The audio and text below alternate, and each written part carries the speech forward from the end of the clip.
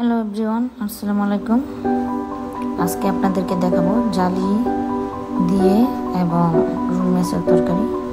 চলেন দেখে নিই প্রসেসিং। এখন আমাদের লাগবে হচ্ছে প্রথমে মাছটাকে ধুয়ে ভালো করে হলুদ দিয়ে মাখিয়ে এটাকে আমি এখন ফ্রাই করে নিব। ফ্রাই প্যানে তেল দিয়ে দিলাম। আমি অবশ্যই সরষের তেল, আপনারা সরষের তেল চেষ্টা করবেন ব্যবহার করতে। এখন আমি মাছটাকে ভেজে নিচ্ছি। মাছটাকে ফ্রাই করার পর দেন ফ্রাই হয়ে গেছে অলরেডি।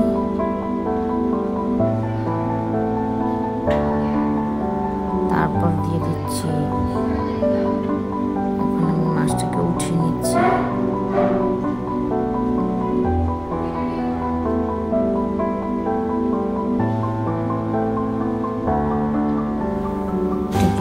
উঠিয়ে নিলাম।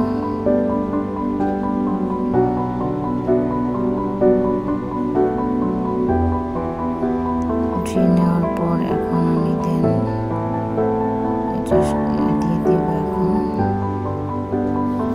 আবার একটু এই তেলের মধ্যে আমি এখন মশলাটা পেঁয়াজ কুচি দিয়ে দিলাম। পেঁয়াজ কুচি দিয়ে এখন আমি এটা পেঁয়াজটাকে ভাজা ভাজা করে একটু ব্রাউন কালার হয়ে যাওয়ার পর এখন আমি মশলা ঢেলে দেব। এখানে আমি মশলাটাকে দিয়ে দিচ্ছি আদা রসুন এবং আদা বাটা নেই, অবশ্য রসুন বাটা আর হলুদ মরিচ আর হচ্ছে জিরে গুঁড়ো আছে। অল্প একটু পানি দিয়ে মশলাটাকে কষে নিচ্ছি। মশলাটা কষানো হয়ে গেলে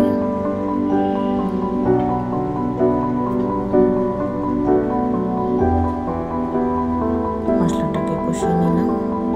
মশলাটা অলমোস্ট কষা হয়ে গেছে। যখন উপরে একটা তেল বেশি আসবে আপনার মনে করেন মশলা, এখন আমি জালিটা ঢেলে দিচ্ছি। জালিটা ঢেলে দিয়ে ভালো করে নেড়ে এটাকে মিশিয়ে নেব।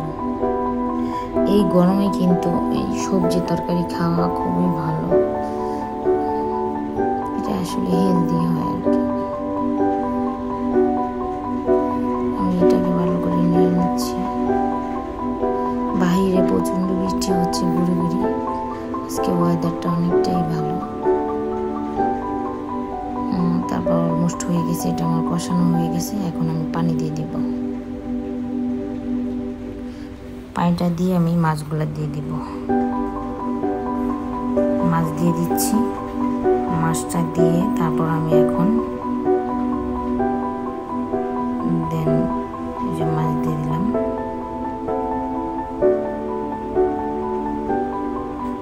তারপর আমি এটাকে আবার ঢাকা দিয়ে কিছুক্ষণ রেখে জিরে গুঁড়ো দিয়ে দিব।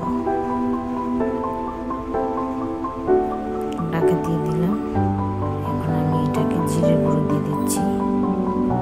জিরে গুঁড়ো দিয়ে আবার ঢাকা দিয়ে রেখে দিব। এখন আমি এটা হয়ে গেছে। এখন পরিবেশন করে দেখাবো আপনাদেরকে। ভালো থাকবেন। আসসালামু আলাইকুম। ভালো লাগলে লাইক এবং সাবস্ক্রাইব করে দিবেন, সবার সাথে শেয়ার করবেন।